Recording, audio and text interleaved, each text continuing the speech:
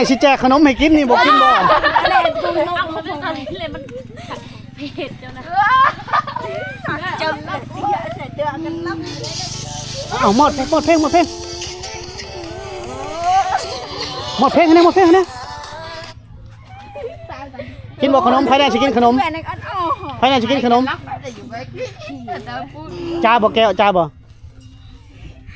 พอดีลืมเลยซื้อพอดีถ่ายมือก่อนนี่ซื้อได้ก่อนมื้อนั้นเนี่ยก็ซื้อจัน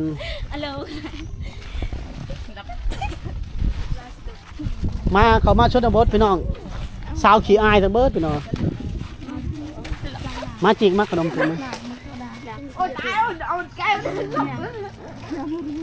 ตัวนี้ได้ซะ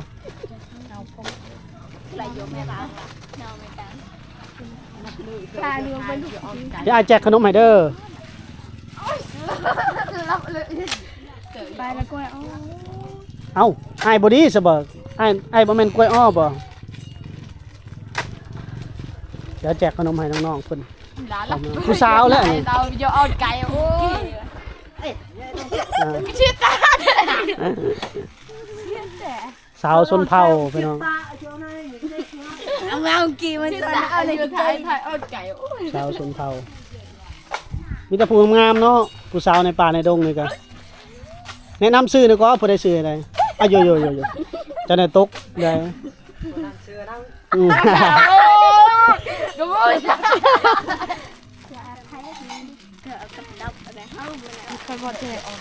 ข้าวซับไงล่ะเอาขนมแน่เป็นหนาวเอาขนมแน่ขอบใจเด้อวันนี้สาวที่อายปิ้นบ้าหา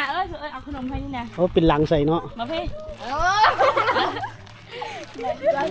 ขอบใจเด้อวันนี้ขอบใจเด้อขอบใจไงล่ะขอบใจเด้อโอ้นายจ้าโอ้ยหัวกระดักกระโดดถึกใจบ่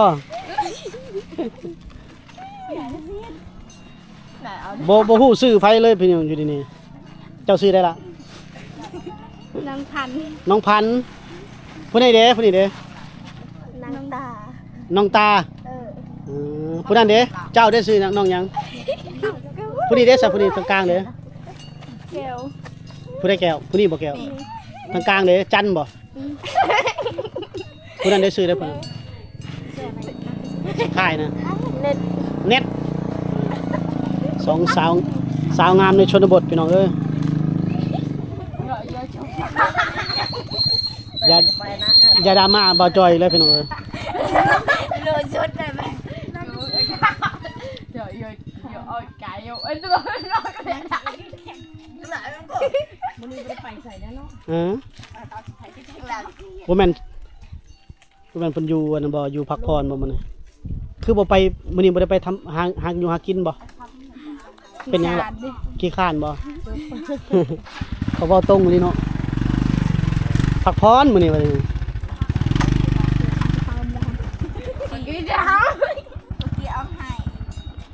นี้พักผ่อนอย่าสุบ่จอยเดินทางเข้ามาชนบทแล้วพบน้องๆเพิ่นพี่น้องแต่ก่อนบ่จอยเข้ามาก็ได้ถ่ายซุเพิ่นอยู่แต่เพิ่นขี้อายไปนี่แหละพี่น้องสาวลาวหาถ่ายลงไปแต่เทื่อก็ดราม่าตลอด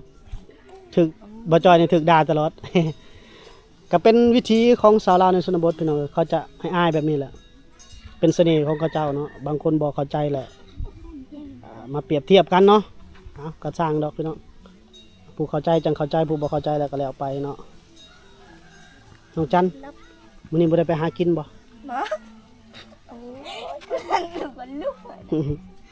เป็นหยังคือบ่ไปหากินมื้อนี้ขี้ข้านเนาะคุยน้องเน็ตเนาะน้องเน็ตโอ้ได้กี่ยันเลยก็ได้บ่ไปเนาะหากินคันบ่ได้ไปหากินไปเฮ็ดหยังไปรับจ้างบ่บ่ไปเนาะอยู่เฮือนเนาะ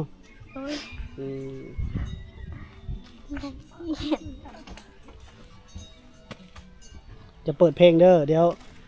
อายติลิขสิทธิ์เด้อน่ะมีขนมอีกกันนี่จ้ะพอดีแนมกองให้เด้อเจ้า อย่าสู้ลบลีกหลายน้องยังก็อายลืมเลยซื้อเจ้านะน้องยังก็ พัน น้องพันธุ์น้องพันธุ์ใช้เฮือนเจ้าอยู่ใส่น้องพันธุ์น้องพันธุ์มีแฟนแล้วบ่ ยัง ยังเนาะน้องพันธุ์ผู้นี้น้องยังเกาะน้องหมูจันเอามือลงเลยละฮะ สอน น้องสอนนี่หัวอักกว่าหมูเลยเอามือลงทำไม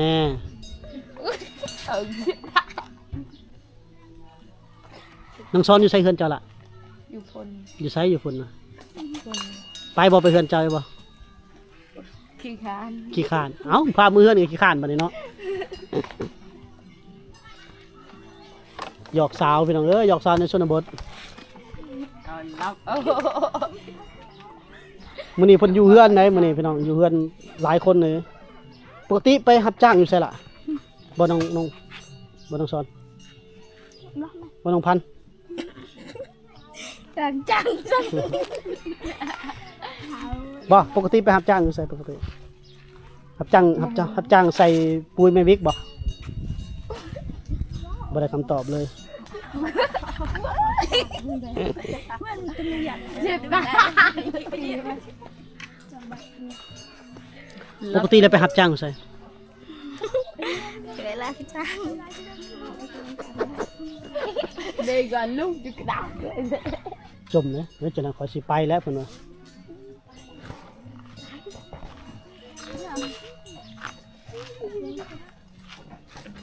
เจือเตาเสียดาย อ๋อบ่รบกวนสุมเจ้าแล้วไปแล้วบัดนี้ สุเพิ่นมักอยู่นี่ได้อพี่น้องนี่เฮือนนี่แหละอยู่ตลอดอาทิตย์หน้าอีกสิมาอีก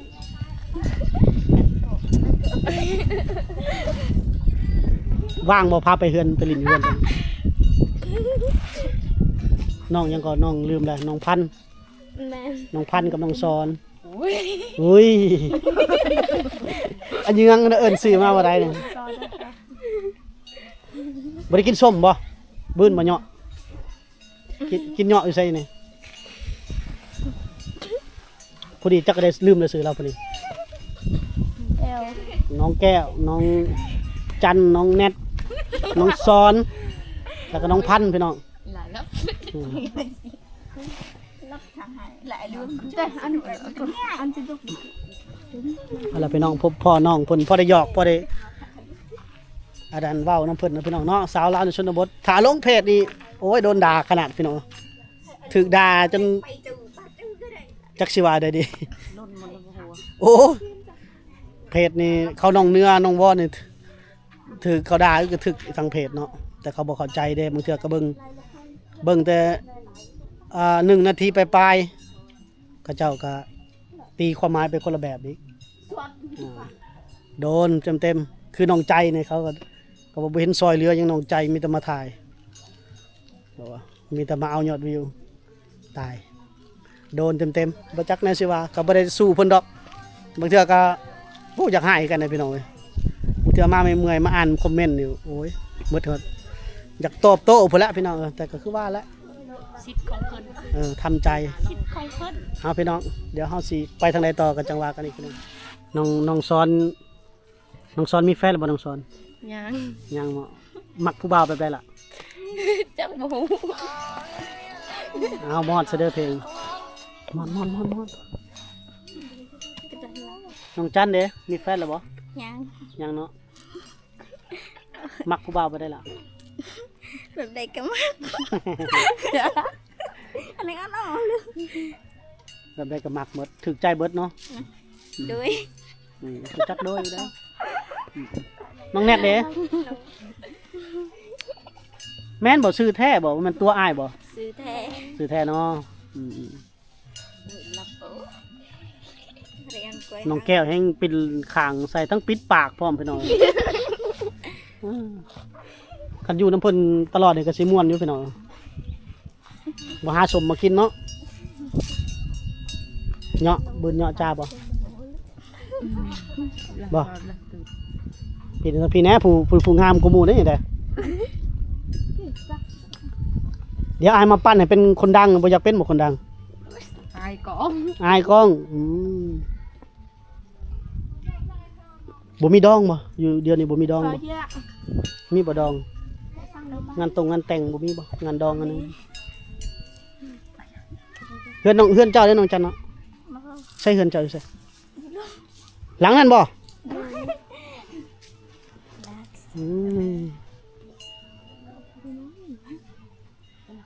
เฮือนน้องแก้วอยู่น้องซ้อนก็อยู่รุมพุ่นเนาะเฮือนน้องพันธุ์เด้พักกันตัวของเฮือนนะบัดนี้เนาะ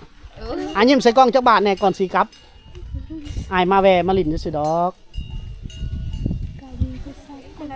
พาผู้บ่าวมาลิ้นน้ำได้บ่พาผู้บ่าวมาลิ้นน้ำได้บ่อายบ่ได้ถ่ายดอกแบบมาลิ้นน้ำหั่นนะได้บ่คันบ่ได้ถ่ายเอ้า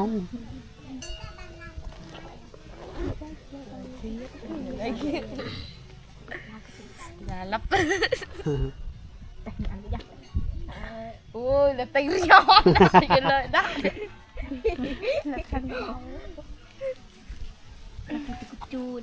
สองสาวลาวในชนบทน้องยังก็ลืมแล้วน้องซ้อนบ่บ่อายพาผู้บ่าวไปลิ้นน้ำก็ได้บ่ล่ะเอ้าเป็นหลังใส่บัดนี้ น้องพันธุ์เด้พาผู้บ่าวมาลิ้นน้ำพาหมู่มาลิ้นน้ำได้บ่ซะเอาว่าซั่นได้เนาะ ôi มักผู้บ่าวไปได้น้องซ้อนผู้บ่าวไปได้จะมักให้จังเลือกพามาได้นะ มักคนขาวหรือมักคนดำ ui thầy chỉ mặc quần đám มักคนหล่อบ่ mẹ คนขี้ร้ายบ่มักบ่มักเนาะคนดำเนาะ ôi con lấp vô ơi vô tay là tắt cổ น้องพันธุ์นี่มักไปได้น้องพันธุ์ con บ่มักแบบใด แบบใดก็มักหมด มักหมดเนาะหยอกคนเด้อพี่น้องเด้ออย่าดราม่าอีกเด้ออย่าดราม่าเด้ออันนี้คือเซลสาวๆในชนบทพี่น้องวิธีของเขาเจ้าก็แบบนี้แหละเนาะคันจังได๋ก็ผิดพลาดได้ขอโทษขออภัยเด้อพี่น้องเด้อ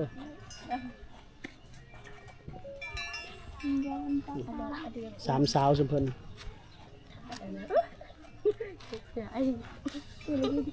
น้อง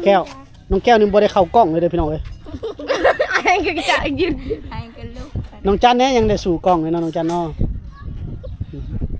น้องแนทก็ยังว่านั่นอยู่สามสาวลาวในชนบทสาวชนเผ่าสาวเผ่าบลูเด้อพี่น้องเอ้ยเผ่าบลูชนเผ่าตรีนะคิดสกิดยังนี่สกิดยังไปใส่ชวนกันไปใส่ชวนกันไปใส่หนึ่ง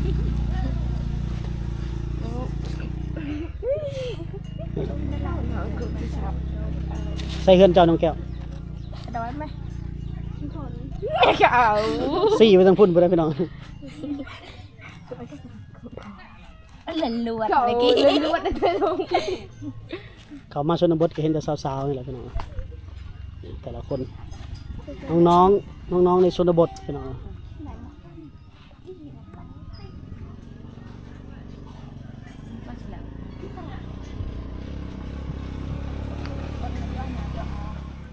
เอาละพี่น้องพ่อได้พบพ่อน้องๆเพิ่นตามชนบทพี่น้องสาวงามบ้านป่าได้พี่น้องบ่ได้เรียนหนังสือมีความรู้อยู่บางคนกับป .2 ป .3 ป .4 ป .5 ประมาณนั้นแหละอากาศร้อนหลายมื้อนี้บ่จอยพาพี่น้องเลาะเที่ยวเลาะชมชนบทน้องๆเพิ่นก็คือว่าแหละพี่น้องเพิ่นก็อายเกินอายเนาะพี่น้องเนาะโอเคเนาะพี่น้องเนาะคลิปวิดีโอนี้ขอจบไว้สำนี้ติดตาม EP หน้าเด้อเฮาสิไปทางใดพุ่นละเส้นทางเขายังเดินทางไปทางพุ่นแหละออกสู่น้องย่อนพุ่นแหละพี่น้องเนาะฝากกดไลค์กดแชร์เด้อพี่น้องเด้อสบายดี